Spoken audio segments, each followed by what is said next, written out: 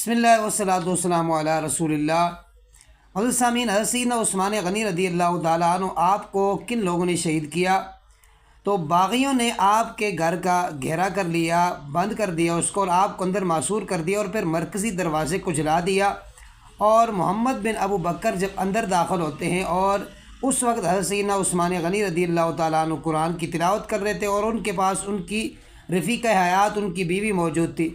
محمد بن ابو بکر نے جب ان کی داڑھی کو پکڑا تو حضرت عثمان غنی رضی اللہ تعالیٰ عنہ آپ نے حضرت ابو بکر کا حوالہ دیا تو انہوں نے چھوڑ دیا، اور باقی جو لوگ تھے، باغی لوگ تھے، انہوں نے حضرت عثمان غنی رضی اللہ تعالیٰ عنہ کو شہید کر دیا۔